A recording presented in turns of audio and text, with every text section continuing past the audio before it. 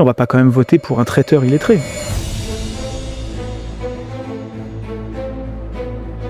Cette phrase-là, je crois qu'elle m'a aidé à me dire, en fait, je vais vous prouver que le traiteur illettré, il est capable de réussir en fait. Ma famille me disait, mais arrête, tu perds ton temps, tu perds de l'argent. Donc en vrai, personne ne croyait en vous. Moi, je ne dois rien à personne.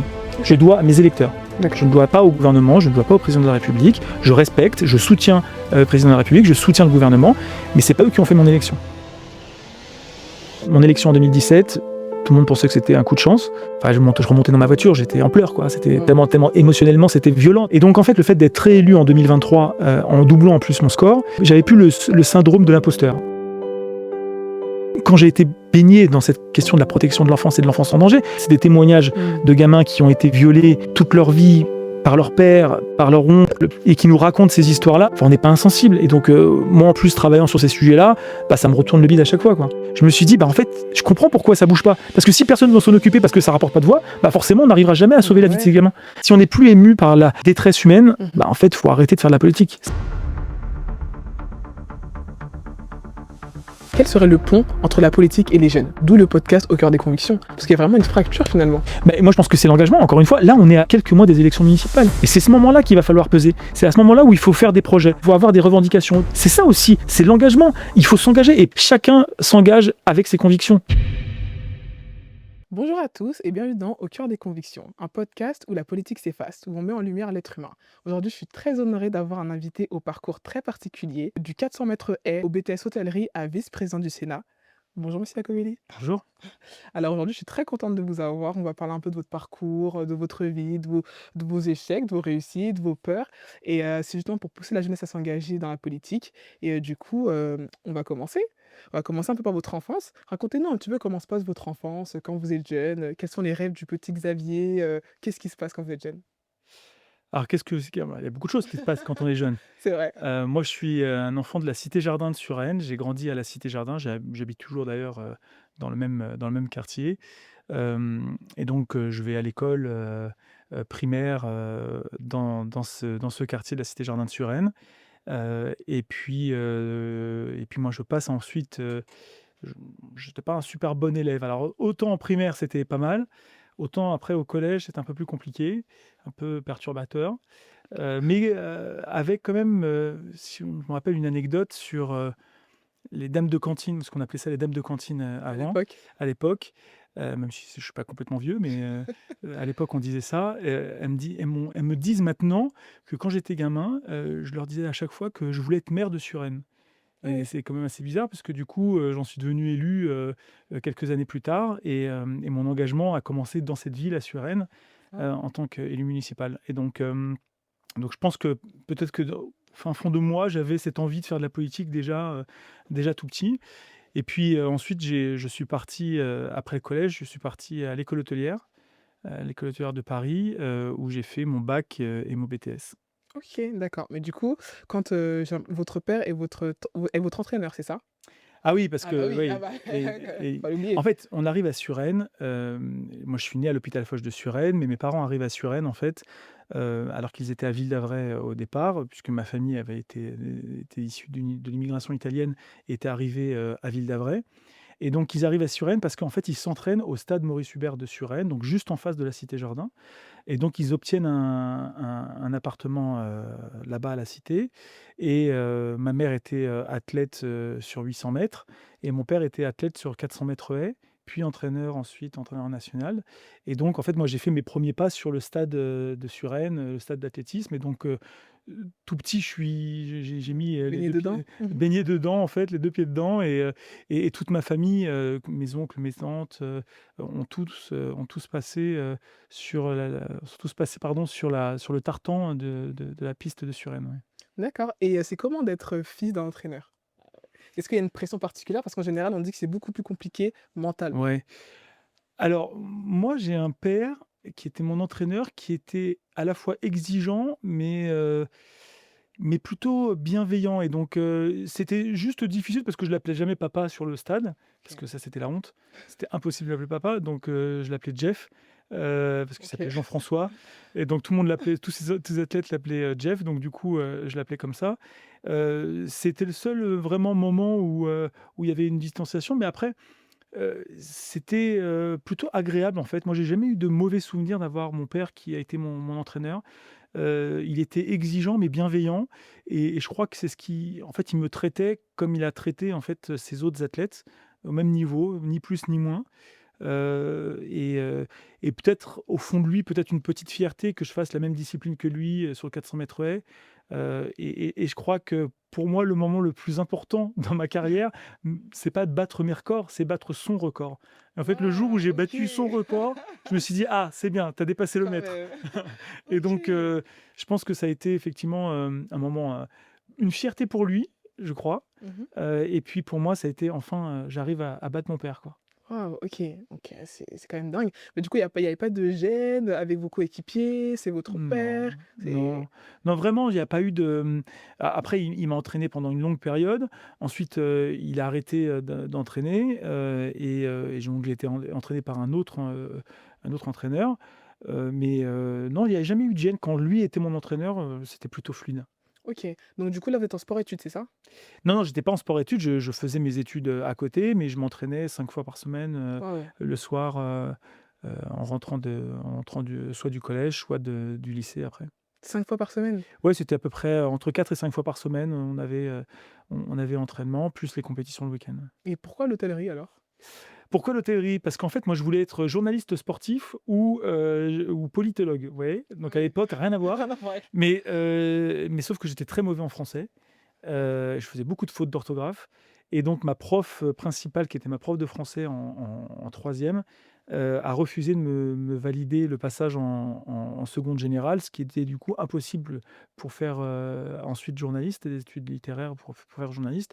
Et donc du coup, il a fallu, choisir une voie et est-ce que c'est parce que mon grand-père était, pâtissier? Enfin, mon Aussi, grand-père maternel était OK. pâtissier, donc puis j'aimais bien la cuisine. C'était un bon, je connaissais pas vraiment le métier, mais en tout cas, c'est quelque chose qui me déplaisait pas et donc du coup, mes parents m'ont dit: «Bah, écoute, essaie de voir, on va faire les portes ouvertes» et puis donc je suis allé dans l'école hôtelière sans vraiment savoir où j'allais, quoi. OK.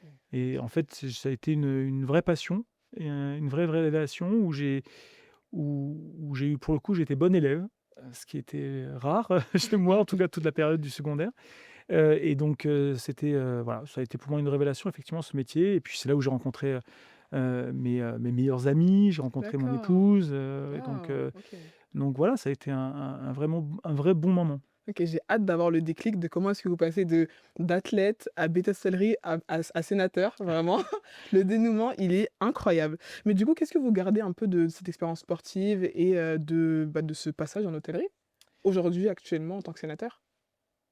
Alors le passage sportif, je pense que ça m'a appris, à jamais rien lâcher. En fait, le goût de l'effort, de l'entraînement, quotidien pour, gagner, peut-être quelques dixièmes de seconde, et parfois être bon le jour J. Mais c'est pas parce qu'on est bon tout au long de l'année que, Mmh. le jour J, on va réussir à concrétiser.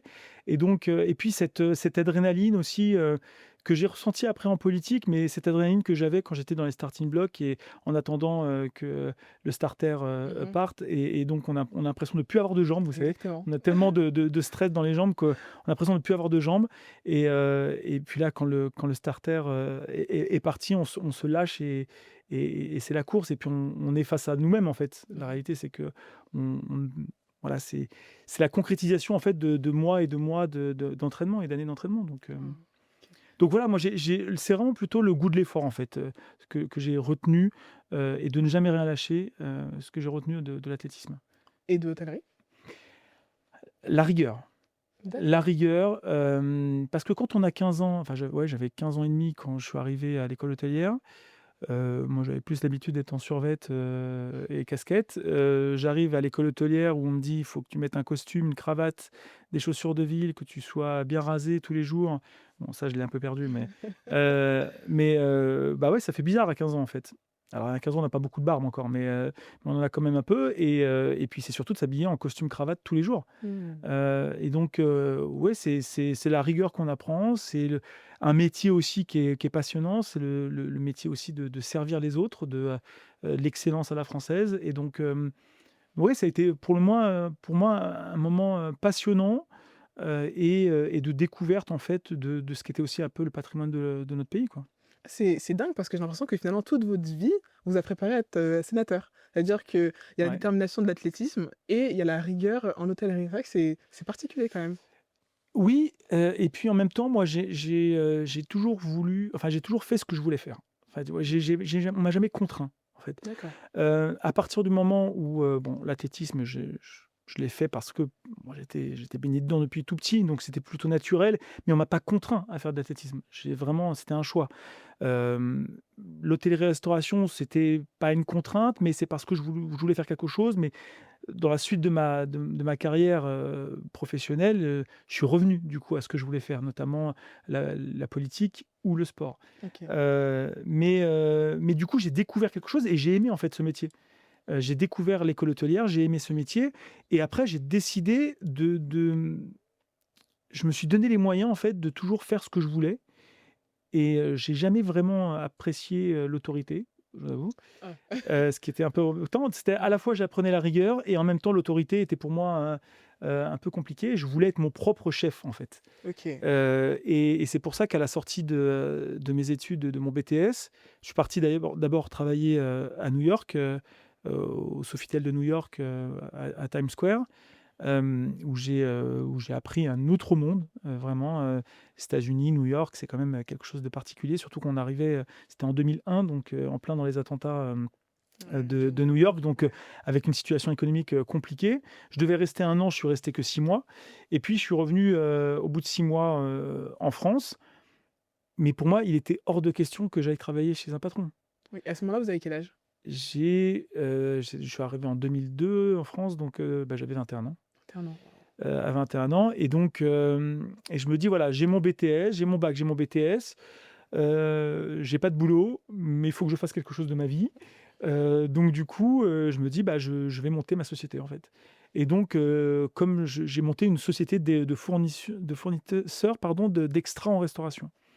Et donc comme c'était déjà ce que je faisais quand j'étais à l'école hôtelière, parce que j'étais responsable du bureau des élèves, et donc du coup, j'ai fait une espèce de continuité de ce que j'avais lancé, quand j'étais, au lycée et donc j'ai monté cette société, ça a été, passionnant. J'ai travaillé dans des lieux, magiques, mais j'étais mon propre patron et j'étais le patron, de d'autres amis qui travaillaient, avec moi et donc ça a été génial et donc en parallèle, j'ai décidé, de reprendre mes études qui ne D'accord. m'a rien apporté par la suite, mais au moins je voulais aller jusqu'au bout de mon rêve et donc j'ai repris une fac de sport, à côté. J'ai fait une licence, STAPS. STAPS, voilà et une première année de management, du sport, et donc voilà, c'était en parallèle. C'était pas pour, changer de voie, mais c'était je voulais avoir ce diplôme. Ce qu'on m'avait refusé en fait à À l'époque l'époque? où j'étais au collège, je me suis dit: «Bah, maintenant, c'est moi qui décide et je reprends mes études». Et puis en parallèle, j'ai fait un diplôme, d'études universitaires aussi en droit et gestion des collectivités territoriales. Mais ça, c'était un peu plus tard, une fois que je m'étais déjà engagé, en politique. Donc à ce moment-là, l'athlétisme a disparu? Bon. L'athlétisme, non, je continue la compétition, jusqu'en 2009, parce qu'en fait, il y a eu un moment où il y a eu un déclic dans ma vie sportive. C'est quand je suis sélectionné pour, représenter la France, dans la reconstitution des Jeux olympiques à l'époque antique à Athènes. Athènes. Mais nous, on était à Olympie, dans le site, antique d'Olympie et donc pendant 15 jours, on est coupé du monde et on vit comme vivaient les athlètes, à l'époque antique en Grèce. Comment ça, couper du monde? On est coupé du monde, c'est-à-dire qu'en gros, c'était une reconstitution des Jeux olympiques. On vivait habillés comme étaient habillés les Grecs, Ah antiques, ouais? c'est-à-dire avec pas beaucoup de et donc c'était une étude, qui était organisée par Arte et des archéologues, et donc ils nous suivaient, avec des caméras et tout. Ils nous suivaient et on vivait coupés du monde, vêtements, mais on vivait sous des tentes, on était nourris comme, Sous des tentes? sous des tentes, mais des tentes antiques, c'est-à-dire que vraiment ils avaient tout reconstitué. Ils avaient reconstitué une palestre, et on mangeait la nourriture que mangeaient, les athlètes à l'époque, Vous donc tout mangez était quoi? fait c'était beaucoup à base de fruits, à base de viande bouillie, enfin c'était on était, vraiment en conditions, réelles et donc on s'entraînait aussi comme s'entraînaient, les athlètes et donc on avait l'équipe de France, il y avait une équipe de Grèce, il y avait une équipe d'Espagne, une équipe d'Italie, une équipe de Suisse et une équipe d'Allemagne et donc en fait, pendant 15 jours, on travaillait, on s'entraînait, chacun de notre côté, dans des Mmh. tentes séparées, dans une palestre, on se lavait, très peu, hein, parce que vous Ah imaginez, oui! on se lavait Ah même se laver? Ah ouais, non, au c'est racloir, OK. je sais pas comment on appelait ça, je me rappelle plus comment on appelait ça, mais en tout cas, c'était assez particulier et donc au bout de 15 jours, en fait, on a couru sur le stade antique d'Olympie et D'accord. donc pieds nus, bien sûr, mais c'est du gravillon, en fait, le stade antique d'Olympie et donc pour un athlète, courir sur le berceau de son sport, le berceau antique, ça a été pour moi un déclic et quand je suis revenu de cette expérience, grecque, en fait, j'ai battu tous mes records. Comme Waouh! si que tu sais, vous savez le sentiment de, en fait, je suis arrivé au plus haut niveau, dans ma tête, en fait et donc du coup, maintenant je peux me lâcher et en fait, le fait de me lâcher, j'ai battu tous mes records et ça a été vraiment un moment c'était en 2004. Ça a été un super moment. Enfin moi j'y pense encore et je revois d'ailleurs encore des collègues qui étaient sélectionnés avec moi. On était 6 Français, sélectionnés et hem et donc voilà, c'est à partir de ce moment-là où j'ai monté d'un cran, on va dire, au niveau de l'athlétisme, au niveau national et jusqu'en 2008-2009 où là, l'accumulation de blessures m'a Ouais. là, pour le coup, contraint à arrêter ma carrière, sportive. Et quelle est la réaction de votre père alors? Quand vous lui expliquez tout ça, Athènes, battre votre record, c'est quoi la réaction de votre Ah père? bah, battre les records, il était très fier bien sûr, mais voilà, mon père il est très pudique aussi dans ses expressions, donc on voit la fierté que dans ses yeux, dans son comportement, mais c'est pas quelqu'un de très démonstratif, voilà, il va pas mettre sur les réseaux sociaux: «Waouh, mon fils», voilà, les réseaux sociaux n'existaient pas d'ailleurs à l'époque, mais en tout cas beaucoup moins et donc voilà, c'était effectivement un super moment. C'est vraiment très, très impressionnant. Là, on repart 2 ans en arrière, en 2002. Ouais, Oui. Là, il faut que vous nous expliquiez le déclic ouais. qui fait que vous commencez à vous engager en politique. Hem, alors, je reviens des États-Unis, donc je retourne à la Cité Jardin, de Suresnes et j'ai 21 ans et c'est mon premier vote. Il y a les votes pour les élections présidentielles et c'est mon premier vote. J'ai jamais voté avant, alors j'ai du mal à mesurer parce qu'en 2001, j'aurais pu voter notamment pour les élections municipales, mais bizarrement, je ne vote pas pour les élections municipales et donc mon premier vote, c'est les élections présidentielles de 2002. Et donc, je vais, dans mon bureau de vote et on me dit donc c'était au premier tour et on me dit: «Est-ce que, ce soir vous pouvez venir pour, dépouiller, le scrutin?» Je dis: «OK, pas de souci». Moi, j'étais plutôt motivé, ça me plaisait de voir pour la première fois, donc je dis: «OK» et puis je reviens le soir donc après le vote et là, je vois que Jean-Marie Le Pen arrive en tête dans mon quartier, au premier tour et donc avec bien sûr le séisme que ça a provoqué au niveau, national et ce jour-là, je me suis dit: «Mais en fait, c'est pas possible, quoi». C'est moi, fils d'immigré, comment je peux accepter que l'extrême droite, soit au second tour de l'élection présidentielle? Et pourtant, j'étais pas dans une famille, politisée, mais j'avais une conscience politique. Je m'intéressais à la politique, ça me plaisait de regarder à la télé, à la fois les infos, mais aussi les débats politiques. Mais donc et je me suis dit: «Bah, en fait, un acte de résistance» et je me suis dit: «Il faut que je m'engage». OK. Et donc le 21 avril 2002, le soir, en rentrant chez moi après avoir dépouillé, j'ai dit: «Bah, je prends ma carte, au Parti socialiste» et j'ai pris ma carte au Parti socialiste, qui était pour le coup le parti qui avait été éliminé au premier tour. Donc j'ai décidé en fait de m'engager, donc j'avais 21 ans et ça a été mon premier engagement en fait. OK, mais c'est dingue, mais je me dis qu'à cette époque-là, comment est-ce que Jean-Marie Le Pen était perçu? Parce que pour que du coup une personne qui n'était pas forcément très, très politisée, qui dit: «Non, Jean-Marie Le Pen, c'est pas possible, j'y vais», à ce moment-là, comment est-ce que Bah, Jean-Marie Le Pen, il était quand même, c'était le mal à l'époque, hein. Enfin honnêtement, c'était pas, quelque chose enfin c'était quand même compliqué Jean-Marie Le Pen. C'était le ouais, Front national, c'était, ouais, les propos, antisémites, ouais. anti-immigrés, des propos violents, y compris, pour les opposants politiques, qui étaient les nombreux à l'époque et donc oui, c'était un discours, xénophobe, raciste et donc c'était inconcevable, d'accepter Mmh. que, ce personnage puisse, un jour prétendre à avoir la fonction, la plus haute de notre pays. Donc oui, ça a été pour moi un déclencheur. Après, moi vraiment, je me suis investi ensuite en tant que militant. J'étais donc au mouvement des jeunes, socialistes pendant 2 ans et vraiment, je me suis investi politiquement et localement dans ma ville en 2004 seulement. D'accord. OK. Donc parce que en fait, pour moi, l'acte d'adhérer était déjà un acte de résistance, mais pas au point d'aller militer encore. Ouais, c'est J'étais pas différent. encore, Mmh. dans cette phase-là. J'étais dans une phase aussi de construction de ma vie, professionnelle, où Mmh. je montais ma première société et donc c'était ça ma priorité et j'avais pas du tout, l'ambition d'être militant, élu ou encore moins sénateur. Justement, et c'est quoi la réaction de votre famille, de vos proches? «Mais je m'engage». Est-ce qu'ils s'y attendaient déjà?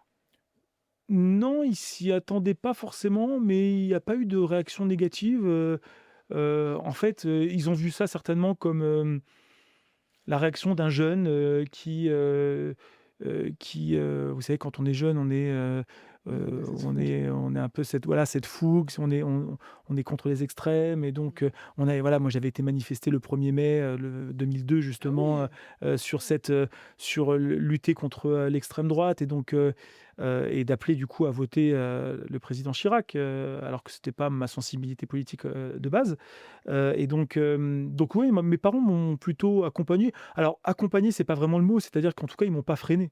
OK. Ils étaient: «Bon, bah, si tu veux faire ça, tu fais ça». Enfin, ça changeait pas grand-chose pour eux, le fait que j'adhère à un parti politique, quoi. Donc il y a pas eu cette en fait, ils s'y attendaient pas à ce qu'aujourd'hui vous soyez autant, Non. OK. Non, mais même, on pourra peut-être en y revenir, mais je pense que ce qui peut-être les frappe le plus maintenant, aussi bien mes sœurs que mes parents et l'ensemble de ma famille, c'est en gros, tu galéré en politique, parce que j'ai galéré quand même pas mal. On va y J'ai revenir. beaucoup perdu d'élections. Mais tu jamais rien lâché et aujourd'hui, tu es vice-président du Sénat et donc en fait, tu le dois qu'à toi-même, en fait et je pense que c'est peut-être plus cette fierté-là d'avoir, en fait, réussi à avoir un poste qui est un très beau poste et j'en suis très heureux, mais en fait par mon boulot, Mmh. ouais, m'entêter un petit peu alors que, y compris ma famille me disait: «Mais arrête, arrête, tu perds ton temps, Waouh, tu OK. perds de l'argent, voilà, concentre-toi sur ta carrière professionnelle». Waouh, OK. Donc en vrai, personne ne croyait en vous? C'est pas non, c'est pas qu'ils croyaient pas en moi, c'est juste, ils voyaient que je galérais et que quand on est Mmh. parent, bah, on a envie que ses enfants pardon, réussissent, s'en sortent et que, lorsque on passe un temps monstre, à faire quelque chose qui ne rapporte rien, Mmh. et le militantisme, c'est souvent ça, Ouais. et donc du coup, ils étaient plutôt, inquiets pour moi, pour mon avenir. Ouais, et quand on parle d'inquiétude aussi, vous, enfin, vous nous avez partagé que, il y a eu une petite blessure au début de votre parcours quand on vous traite de simple illettré, de traiteur illettré. Oui, ça c'est alors ça Alors, est-ce c'était, que tu peux nous raconter un petit peu? oui. Ça c'est vous savez, il y a pas forcément que des belles paroles en politique et même si je pense qu'on peut avoir des vraies amitiés et moi j'en ai, des amitiés très sincères, et qui durent depuis, longtemps. Mais c'est vrai que quand, en 2015, j'ai décidé de m'engager et prendre la responsabilité du parti politique dans mon département, dans l'ensemble de mon département, des éminents personnages politiques, qui sont toujours, Mmh. en place, actuellement, D'accord. avaient dit: «On va pas quand même voter pour un traiteur illettré». Waouh! Parce qu'à l'époque, j'étais, traiteur, j'avais monté ma société de traiteur et qu'a priori, n'ayant pas fait de grandes études, j'étais forcément illettré. Et donc, bah, en fait, cette phrase-là, je crois qu'elle m'a aidé à me dire: «Bah, en fait, je vais vous prouver que le traiteur illettré, il est capable de réussir, en fait, politiquement». OK. Et je suis un peu têtu comme gars, donc je me laisse pas faire et donc voilà, je pense que ça m'a motivé encore plus. Mais je OK. l'ai jamais oublié, comme j'ai jamais oublié la personne qui l'a dit. C'est vrai. Mmh. Aujourd'hui, on la connaît cette personne? Oui, oui, on la connaît. Très bien, et à part cette blessure-là, vous nous avez parlé de quelques échecs que vous avez eus. Est-ce qu'on peut y revenir? Oui, bah, Sur certaines élections, du coup? Ouais. ah les échecs, oui, Ah oui. sur les élections, bah, écoutez, moi j'ai décidé de me lancer, aux élections municipales, en 2008, 6 mois avant les élections municipales de 2008. On pendant 3 ans, en fait, on a accompagné un candidat qui était le candidat naturel pour être, notre tête de liste, notre leader, pour les élections municipales de Suresnes et 6 mois avant les élections, il jette l'éponge et je me rappellerai toujours de cette phrase qu'il me dit quand il m'invite à prendre un café après un mois sans avoir aucune nouvelle de sa part. Il me convoque, il me dit: «Viens, on va prendre un café». Il me dit: «Écoute, moi j'arrête Suresnes, j'arrête, je vais pas aux élections». Donc ça faisait quand même 3 ans qu'on bossait pour lui. Heu, «Présente-toi, tu es jeune, tu gagneras pas les élections, mais tu prépares l'avenir». Bon alors, c'était pas super OK, motivant. OK. Je me dis: «Ah là là», j'avais 26 ans, je me dis: «Mais qu'est-ce que je vais aller faire dans cette galère d'être, tête de liste sur une élection qui, d'après lui, n'est pas gagnable puisque de toute façon, lui-même, jette l'éponge alors Mmh. après avoir, bossé autant de temps». Donc je me suis dit: «Mais en fait, qu'est-ce que je vais faire?» Et puis moi, je me voyais pas du tout dans la lumière, c'était pas du tout mon ambition. Moi, mon ambition, je rêvais d'être maire adjoint au sport. OK. Voilà et donc c'était mon ambition, secrète et je me voyais pas du tout être leader d'une liste, voilà.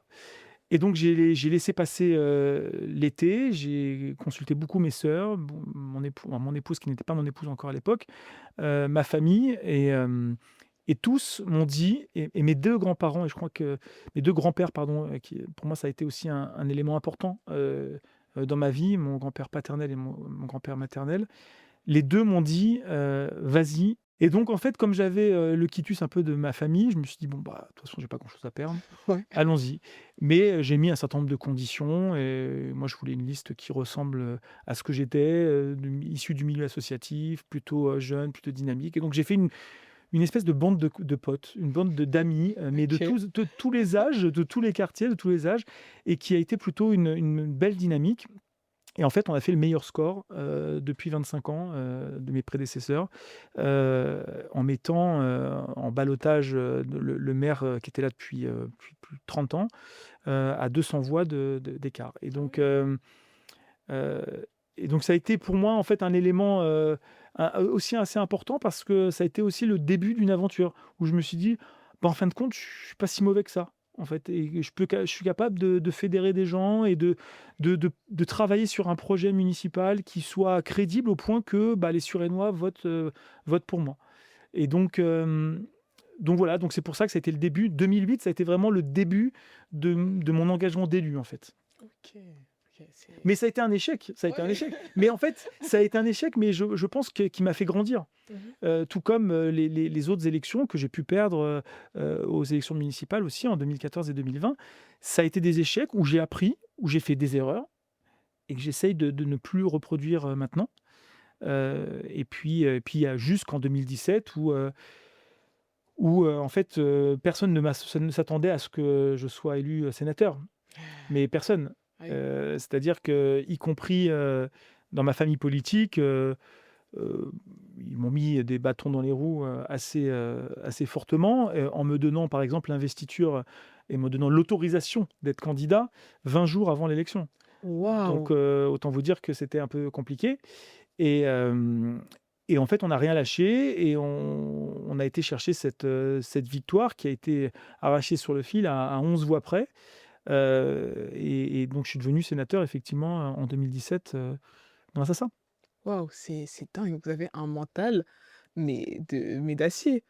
Échec, les personnes qui sont pas forcément favorables, bâton dans les roues, enfin je me dis: «Vous avez quelque chose qui fait que vous avez un mindset comme celui-ci?» Ouais, mais en fait, je pense qu'en politique, si on n'a pas, en fait, il faut croire à ce qu'on dit, on a des échecs, mais les échecs, encore une fois, ça nous fait grandir. Si on Moi, je ne crois pas à partir sur une élection et gagner au premier coup, ça n'existe pas et y compris les grands présidents de la République, de la 5e République, n'ont jamais gagné du premier coup, hormis Emmanuel Macron, Macron.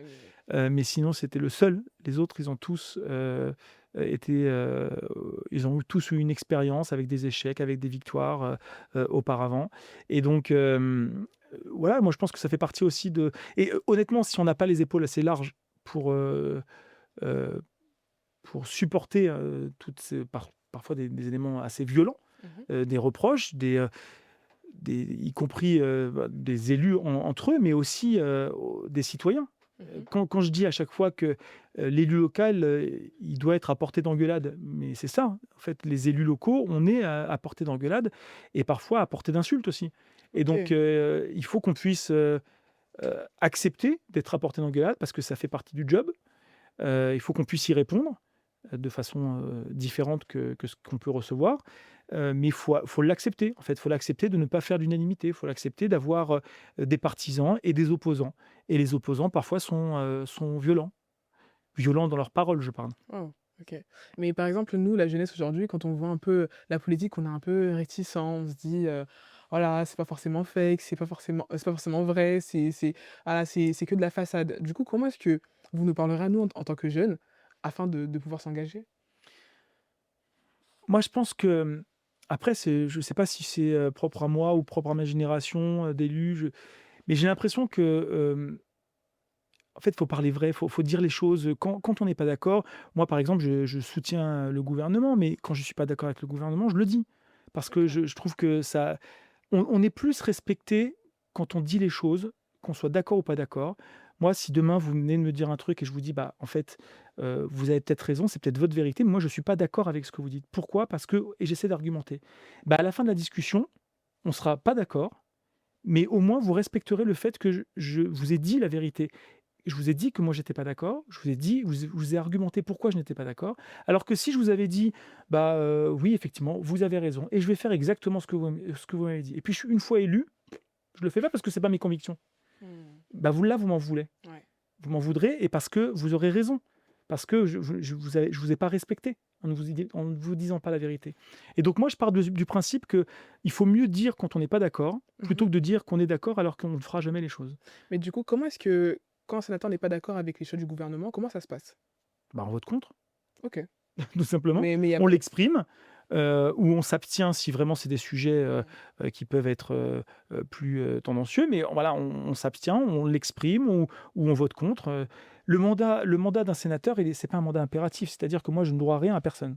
Je OK, dois à mes électeurs. Je d'accord. ne dois pas au gouvernement, je ne dois pas au président de la République. Je respecte, je soutiens, le président de la République, je soutiens le gouvernement, mais c'est pas eux qui ont fait mon élection. D'accord. Voilà, moi je rends des comptes à ceux qui m'ont élu. Donc il y a pas de pression, Non. Bon, OK. bah, il y a des forcément, quand on est dans une famille politique, la famille politique décide, débat et essaie d'avoir une position commune pour qu'on vote tous ensemble de la même façon. Mais après, il y a des convictions personnelles qui font que, moi, si je ne suis pas d'accord avec quelque chose qui est proposé par ma famille politique, je le dis et je pense que c'est ce qui fait aussi que les électeurs nous respectent ou pas. C'est-à-dire que moi, je ne suis pas un béni oui-oui. D'accord. Je ne vote pas ce qu'on me dit de voter. OK, parce que très souvent, on voit que les familles politiques se suivent. Il y a très peu de personnes qui osent justement, voter contre en général Mmh, quand, la tendance suit. mmh. Du coup, Après, ça dépend des textes. oui. Si c'est pas un texte qui va, changer, profondément les choses, enfin, heu, voilà, moi je suis dans une solidarité aussi, Mmh. avec ma famille politique. Mais après quand ça va à l'encontre de mes convictions, personne m'obligera à voter contre mes convictions. Vous choisissez un petit peu de vous spécialiser dans la protection de l'enfance. Pourquoi la protection de l'enfance? En fait, ça a commencé en 2018. Il y a eu un plan grand froid, déclenché en Île-de-France et donc dans le plan grand froid, toutes les préfectures réquisitionnaient des gymnases pour accueillir sans domicile fixe, un peu partout dans les départements d'Île-de-France et donc moi, en tant que sénateur, j'avais fait la tournée dans mon département des Hauts-de-Seine, j'avais fait la tournée de certains, gymnases et je suis tombé, en fait, sur, des jeunes qui avaient à peine 18 ans, et qui étaient hébergés. Alors moi, je ne comprenais pas comment un gamin de 18 ans pouvait être à la rue, et hébergé dans un gymnase avec des personnes sans domicile fixe qui étaient là depuis longtemps. Et donc, j'ai commencé à aller vers eux, j'ai parlé avec eux et ils m'ont annoncé qu'en fait, ils avaient eu un parcours à l'aide sociale à l'enfance, à l'ASE et que, le jour de leur anniversaire, en fait, bah, on leur disait: «Bah, tu n'es plus mineur donc, ciao». Ouais. Donc c'était leur cadeau d'anniversaire et donc, je comprenais pas et en plus, moi, naïvement et ce qui prouve quand même que parfois c'est important le bagage politique, c'est que naïvement, moi je pensais que c'était l'État qui se chargeait en fait de l'aide sociale à l'enfance. En fait, je me suis rendu compte que c'était les départements, et donc j'ai été sollicité aussi par les travailleurs sociaux de mon département sur les dysfonctionnements qu'ils pouvaient avoir, dans l'accompagnement des enfants en danger et donc j'ai décidé en fait de me spécialiser là-dessus, de commencer à auditionner des experts, des anciens enfants placés, des, travailleurs sociaux pour comprendre en fait, parce que c'était quelque chose que je ne connaissais pas en fait. L'enfance en danger, moi j'ai eu la chance d'être, dans une famille, aimante, bienveillante et donc je n'ai jamais côtoyé de près ou de loin l'enfance en danger et l'aide sociale à l'enfance.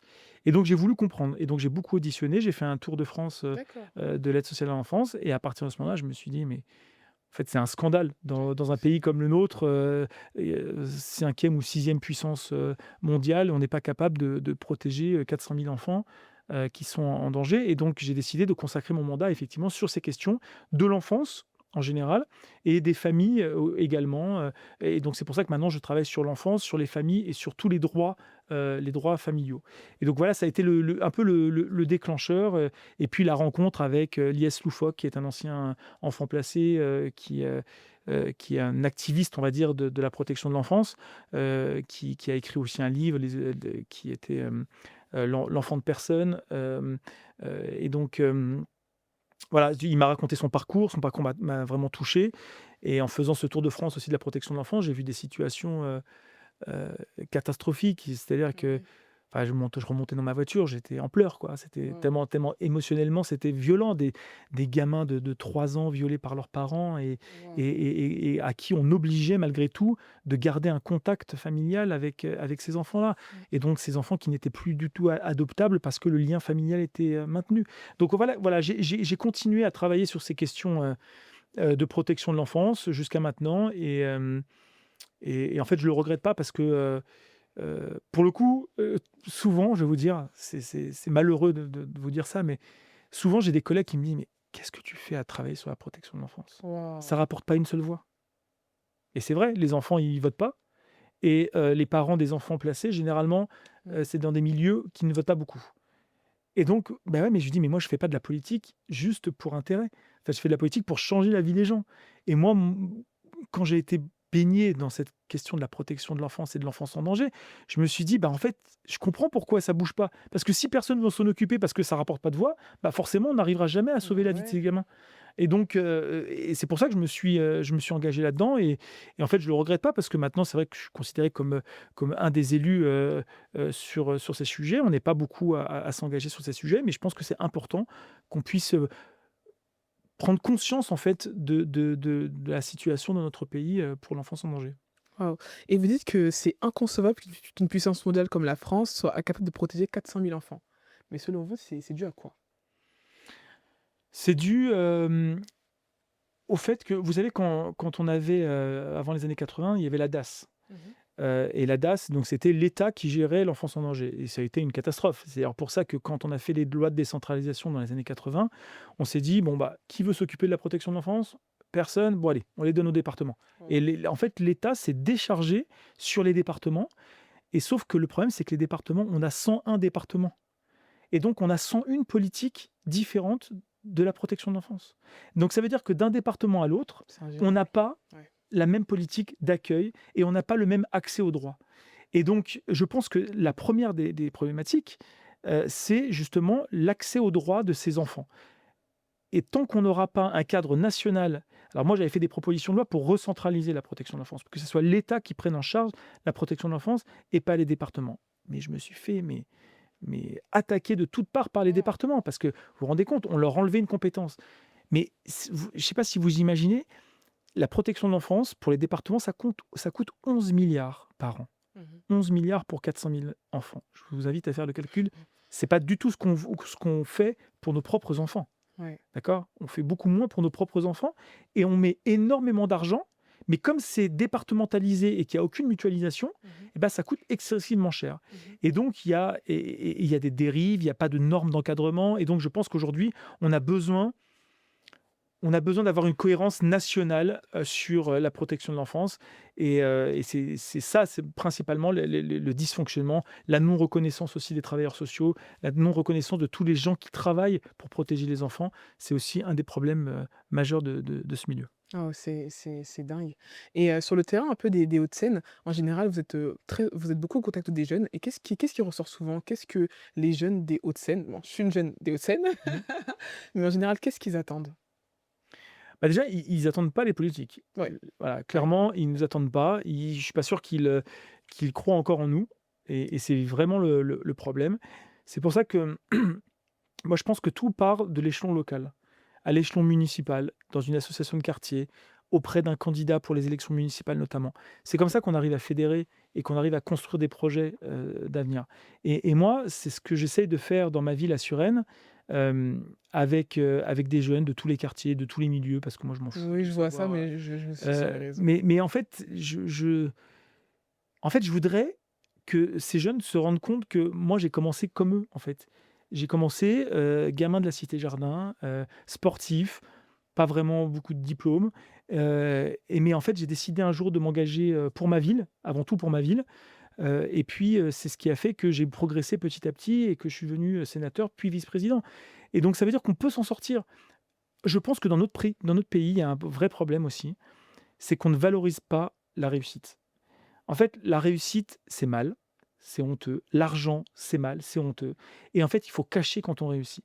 Et donc, on parle toujours des quartiers, on parle toujours des communes, on parle toujours de la jeunesse quand elle est délinquante, quand elle fait du bordel ou un truc comme ça. Mais on ne parle jamais des jeunes qui réussissent Mmh. et qui s'en sortent grâce à l'école de la République, grâce aux associations dans nos villes, grâce à telle ou telle personne ou tel prof qui, un jour, leur a donné le déclic et l'envie de s'intéresser à l'histoire ou à la culture. Mais voilà, mais je pense que moi je crois à l'émancipation par la culture, par l'école de la République, on a la chance d'être dans un pays qui est magnifique. Mmh. En fait, vous savez, il y a toujours cette phrase qui dit que, la France, c'est un paradis où tout le monde se croit en enfer, et c'est exactement ça. On se rend pas compte de la chance qu'on a, d'être en France, et moi j'invite vraiment, d'ailleurs les jeunes à aller voir un petit peu ce qui se passe à l'étranger et de se rendre compte, en fait, toute la chance qu'on a aujourd'hui d'être en France. Mais pour faire ça, ça passe par une valorisation de la réussite individuelle et collective. D'accord. Mais quel serait le pont entre la politique et les jeunes? D'où le podcast Au cœur des convictions. Parce qu'il y a vraiment une fracture finalement. Ouais, moi je pense que c'est l'engagement, encore une fois. Là, on est à quelques mois des élections municipales. Mais en fait, il faut se faire entendre. Parce que vous allez voir les candidats aux élections municipales, ils vont tous avoir les oreilles bien ouvertes là pendant les 3 à 4 mois à venir. Parce que forcément, ils vont avoir besoin, des électeurs.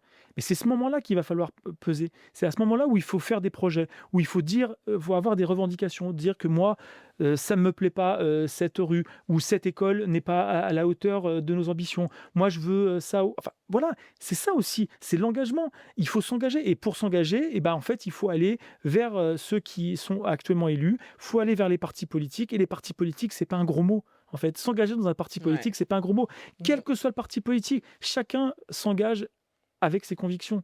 Moi, j'ai pas je ne donnerai jamais de leçon de morale, à tel ou tel engagement dans un parti politique. Mais l'engagement associatif, l'engagement politique, ça doit être valorisé, et donc je pense que le premier pas, c'est avant tout ça, l'engagement. D'accord. Et là, alors, du coup, vous avez été, été à un très gros niveau dans l'athlétisme, vous avez fait de l'entrepreneuriat. Aujourd'hui, vous êtes vice-président du Sénat. Est-ce qu'il y a encore, enfin, communément, on dirait que vous avez fini le jeu. Mais est-ce que vous avez encore des rêves aujourd'hui? Est-ce que vous avez envie encore de, je sais pas, de décrocher autre chose, qui serait, je ne sais pas? Bah, quand on est parlementaire, et ceux qui vous disent le contraire vous mentent. Quand on est parlementaire, on a un rêve, c'est d'être ministre. D'accord. Bon, je suis pas sûr qu'en ce moment, ça soit forcément, une réussite, qui est pérenne. Mais c'est vrai que quand on sert notre pays, quand on est parlementaire, on a envie de servir encore plus notre pays D'accord. en menant des politiques publiques, en étant ministre, en ayant une responsabilité et un portefeuille ministériel. Ça, c'est une évidence. Mais, et vous dire que je n'ai pas ce rêve, ça serait vous mentir. Bien sûr D'accord. que j'y pense. Mais moi, mon rêve, et c'est peut-être un rêve inachevé, mais en tout cas parce que je pense qu'il y a encore tellement de choses à faire, c'est d'être maire de ma ville. Ça a Waouh! été mon OK. engagement, et d'ailleurs ce qui est tout le monde ne comprend pas. Ouais, Parce parce que les gens que me c'est vrai disent: «Mais que tu es vous êtes vice-président du président du Sénat, qu'est-ce Sénat, que tu vas donc faire? Être maire de Suresnes?» ouais. Mais en fait, moi j'aime le terrain, j'aime faire des choses, et je crois que le plus beau des mandats, c'est celui de maire. C'est celui où on peut agir sur le quotidien des gens et on peut réellement changer la vie des gens. Et donc, comme ça a toujours été le fondement, l'ADN de mon engagement, ouais, c'est vraiment, ce que je souhaite faire, m'engager pour ma ville, m'engager pour mes concitoyens, donc c'est vraiment ça. D'accord, et ce serait quel ministre? Quel ministère plutôt? Ah, si je Oui, devais être ministre? oui. Bah, moi je travaille sur l'enfance, donc effectivement, tout ce qui est politique, de sociale, famille, enfance, c'est celle que je maîtrise le mieux. D'accord. Après honnêtement, quand on a, l'honneur d'être nommé ministre, on prend ce qu'on nous donne. OK, Voilà. vous êtes très honnête. Bah, non, mais c'est vrai. Voilà, c'est ça enfin, je crois on se rend pas compte de l'honneur que c'est, Ouais, d'être ministre, même, d'être ministre, parfois, il y en a qui ironisent: «Ah bah, ouais, lui ou elle, ils ont été ministres 3 mois». Ouais, enfin, ils ont été ministres. ministre. Je sais pas si vous vous rendez compte de et c'est pas pour les avantages, c'est pas enfin, honnêtement, c'est même pas ça. C'est l'honneur de pouvoir servir son pays, dans la République. Enfin, c'est quand même quelque chose d'exceptionnel. Ah, c'est et en tant que sénateur, en tant que vice-président non, déjà en tant que sénateur, est-ce que le regard il a changé quand vous êtes devenu vice-président? Peut-être de vos confrères? Alors déjà, quand je suis passé sénateur, ça a été, le changement de regard a été important, dans m pas dans mes amis parce que mes amis, enfin moi je suis quelqu'un plutôt de terre à terre donc du coup puis ma famille me rappelle de l'être, régulièrement. Mais en fait le regard des gens effectivement a changé, hem et surtout à ma réélection en fait. Mon élection en 2017, tout le monde pensait que c'était un coup de chance, mais la réélection en 2023 où j'ai doublé mon score, Waouh! là, les gens m'ont dit: «Ah oui», même mes opposants sont venus me voir en me disant: «Bon, là en fait, Mmh. respect parce que, là c'est pas un coup de chance quoi». Heu et en fait mon élection en tant que vice-président, il y a un respect. Je ne sais pas s'il y a, un changement de regard, oui, c'est une fonction, qui est quand même importante, honorifique, mais en fait, j'ai du mal à mesurer parce qu'en fait, je suis pas vraiment attentif à D'accord. ça. J'ai vu le changement quand je suis passé de conseiller municipal d'opposition à Bah, oui. sénateur. J'ai moins vu, quand je suis devenu, vice-président, mais forcément, je pense qu'il y a un regard un peu différent. Ça veut dire que du coup, il y a une hiérarchisation entre les anciens sénateurs et les nouveaux sénateurs? Non, mais entre les vice-présidents et les sénateurs, oui, il y a enfin, forcément, c'est normal, c'est Non, oui, une non, fonction d'autorité supplémentaire. parce que vous disiez que, quand vous avez été réélu, là, on s'est dit, Ben en fait, parce qu'on dit toujours que être élu, c'est dur, mais être réélu, c'est 2 fois plus dur. mmh Et donc en fait, le fait d'être réélu en 2023, en doublant en plus mon score, en fait, plus personne ne j'avais plus le syndrome de l'imposteur. Vous voyez ce que je veux dire? Mmh. En 2017, j'ai été élu, le dernier élu en plus, donc mes opposants disaient: «Ouais, Iacovelli, c'est un coup de chance. C'est un coup de chance qu'il ait été élu, il a gagné à 11 voix en plus, c'est un coup de chance. Mais, il sera mort la prochaine fois». Mmh. Je l'ai entendu pendant 6 ans ça. Waouh! Et en fait, en 2023, quand j'ai été réélu, heu, bah, en fait, personne ne s'attendait à ce que je sois réélu et encore moins avec le score que j'ai fait. Et donc là, il y a eu un respect en disant: «Bon, bah, en fin de compte, lui, c'est pas un coup de chance, quoi. Il a vraiment bossé et il a réussi à convaincre les électeurs de voter pour lui, quoi». Mmh. Et donc je pense que le regard a changé à ce moment-là. OK, ouais, Et c'est le c'est regard de mes pairs, en fait, hein, ah, le regard des autres sénateurs, d'accord. et des élus, de mon département qui a changé. Le regard du citoyen, le citoyen, qu'on soit élu au dernier élu ou, réélu Oui, ça double, reste un ça sénateur, reste un sénateur, bien donc sûr. ça change rien. D'accord et vous parlez du syndrome de l'imposteur. Du Mmh. coup, ça veut dire qu'en tant que sénateur, vous vivez avec ce syndrome. Bien sûr. Comment est-ce que ça se passe au quotidien? Bah, comment ça se passe? C'est-à-dire qu'on a l'impression toujours ne pas forcément être à sa place, donc du coup, on en fait, 2 fois, 3 fois, 10 fois plus que les autres. On bosse 10 fois plus que les autres parce que, bah, parce qu'en fait, on veut compenser le fait, de ne pas être dans le sérail et de ne pas, aux yeux de nos pairs, être forcément celui qui est le plus légitime. Donc en fait, on gagne notre légitimité en travaillant beaucoup plus. Mais pourquoi du coup? Pourquoi est-ce que ce syndrome de l'imposteur il était présent?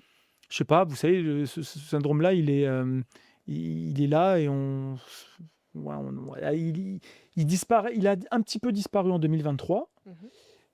Mais forcément, on l'a toujours, peut-être que c'est intrinsèque, c'est peut-être, ça vient de l'enfance, Mmh. je sais pas, et de ce sentiment de pas avoir fait, ni Sciences Po, ni l'ENA, ni, voilà, et donc du coup de pas être du sérail et donc d'être, moi j'ai l'impression d'être un homme de terrain qui a appris sur le terrain, dans ma ville à Suresnes, dans mon département des Hauts-de-Seine, et que voilà, j'apprends petit à petit. Quand je revois des images de moi, y compris, quand j'ai été élu en 2017, des premières prises de parole dans l'hémicycle ou dans les médias, je me dis: «Waouh, il y a du boulot qui a été fait quand même». Mais parce qu'en fait, c'est l'expérience, c'est à force d'en faire, Mmh. où on apprend. Et faire également des plateaux télé, bon, bah, c'est aussi à force d'en faire, et j'ai jamais fait de média training. Et j'ai D'accord, toujours d'ailleurs refusé d'en faire parce que je voulais pas rentrer dans un moule, en fait. Je d'accord, veux pas faire OK. comme tous ceux qui ont les éléments de langage, qui parlent de la même façon et tout. Moi, je voulais parler vrai, en fait. Je voulais rester comme je suis, avoir plus d'aisance peut-être, à parler sur les plateaux télé, mais je voulais rester avec mon propre, phrasé, en fait. D'accord et aujourd'hui, avec tout ce que vous avez traversé, qu'est-ce qui vous émeut encore? Qu'est-ce qui vous touche Hem encore? Bah, ce qui me touche encore, au-delà des performances, des sportifs, où je pleure à chaque fois qu'on a gagné une médaille, OK. mais non, non, mais au-delà de ça, je plaisante, mais là, ce matin, par exemple, j'étais, à un débat sur l'enfance, avec, la haut commissaire, à l'enfance et on a un gamin de 16 ans qui nous a raconté son parcours. On s'attendait pas du tout, en plus, à ce qu'il prenne la parole et il nous a raconté son parcours et là, forcément, en fait, moi, quand je travaille sur mais même si j'avais pas travaillé sur la protection de l'enfance, c'est des témoignages Mmh. de gamins qui ont été violés, Ouais. toute leur vie par leur père, par leur oncle, et donc et qui nous racontent ces histoires-là, donc forcément, ça enfin, on n'est pas insensible et donc moi, en plus, travaillant sur ces sujets-là, bah, ça me retourne le bide à chaque fois, quoi Mmh. et donc oui, encore ces témoignages-là et je pense que c'est plutôt sain d'être encore ému. Mmh. Je pense que je me poserais la question de continuer si demain j'étais plus ému par ce genre de témoignages ou par, la misère qu'on peut avoir dans certaines rues ou voilà, si on n'est plus ému par la détresse humaine, Mmh. bah, en fait, il faut arrêter de faire de la politique. Ça veut dire qu'on n'est plus capable de changer la vie des gens. Waouh, c'est complètement vrai. C'est Mmh. complètement vrai. Mais du coup, vous avez des convictions vraiment particulières? Est-ce que vous avez, une religion ou quelque chose, je ne sais pas, qui fait que vous puisez votre force quelque part? Oui, j'ai une religion, moi je suis d'une famille catholique, je ne pratique pas, D'accord. je suis, communié, baptisé, communié, mais je ne vais pas régulièrement à la messe, je ne suis pas pratiquant, mais je crois, oui, oui, je crois en Dieu. Donc il vous arrive de prier de temps à autre? Il m'arrive de prier, ouais. OK. OK, très bien. Mais je pense que la religion, c'est quelque chose de personnel et que j'ai pas forcément besoin de l'afficher, Oui, oui, non, de mais comme façon on a encore des ostentatoire. convictions, je me Oui, oui, mais bien sûr. demandais, Mais ouais, moi je suis d'une culture effectivement, catholique, chrétienne, D'accord, et voilà. Et ça n'a jamais été, un élément prégnant dans ma vie, en fait. Ça a d'accord. été un élément qui m'a qui m'a accompagné tout au long de ma vie, mais c'est pas quelque chose qui a guidé forcément mes Mmh. choix, politiques ou professionnels. Oui, non. D'accord. OK, OK. Et si vous deviez dire un mot au petit Xavier, qu'est-ce que vous lui direz? À 17 ans, pleine de fougue, pleine de jeunesse, vous lui direz quoi actuellement? Bah, fais la même chose, en fait. OK, Ouais, y compris les échecs. OK. Parce que je pense que c'est ce qui a fait l'homme que je suis actuellement et même si, je suis loin d'être parfait, j'estime que j'ai quand même, eu des réussites et que voilà, j'ai 44 ans, j'ai encore la vie devant moi, enfin en tout cas j'espère J'espère aussi. et j'aurai peut-être une deuxième vie, une troisième vie, une quatrième vie, peut-être au loin de la politique, peut-être, D'accord, hein, je OK. pense pas je suis pas sûr que l'épanouissement, personnel soit d'être, sénateur ou élu jusqu'à 87 ans, hein, comme j'ai certains collègues qui le sont, mais Mmh. voilà, moi je sais pas forcément, moi j'ai envie d'aller jusqu'au bout de mes rêves et mes rêves, ça a toujours été de faire pour les autres et de changer la vie, des gens et donc et c'est pas, un slogan politique de dire ça. C'est vraiment une conviction. Je m'étais engagé, dans des associations de solidarité en amont et tout et en amont de faire de la politique donc c'est vraiment, des convictions personnelles et donc tant que je serai utile en fait, j'essaierai de continuer et le jour où je sens que je suis plus utile, OK, je pourrai aller, travailler autre part. d'accord. Et si vous devriez laisser un mot à la jeunesse du coup, qu'est-ce que vous leur diriez? Faudra juste regarder la caméra juste là. Eh ben, n'ayez pas peur de l'engagement, n'ayez pas peur des politiques et de la politique, même si parfois c'est pas forcément, toujours, la plus belle image, qu'on puisse donner. Mais, l'engagement et commencer à l'échelle locale, c'est le plus important dans votre quartier, dans votre ville. C'est ça qui fait, aujourd'hui, le ciment de notre nation, c'est vraiment l'engagement, et ce maillage territorial d'engagement et la jeunesse en fait, la réalité c'est qu'on peut rien faire sans vous. Donc, on a besoin de vous et je pense que vous avez besoin aussi de vous engager pour, la suite et quand vous serez, plus âgé ou plus en tout cas comme moi, un peu plus âgé. Et donc voilà, moi c'est vraiment, l'engagement, quotidien, l'engagement auprès des autres, que ça soit dans des associations ou dans des partis politiques ou à l'échelle municipale. Bah, écoutez, merci beaucoup monsieur Acovelli. Merci à vous d'avoir écouté Au cœur des convictions. Merci à vous d'être abonné à ce podcast. N'hésitez pas à commenter, liker, laisser votre avis, je les lirai et je vous remercie énormément. Les convaincus, engagez-vous! C'était Xavier Iacovelli, vice-président du Sénat dans Au cœur des convictions, et je vous invite à regarder, à liker et à partager.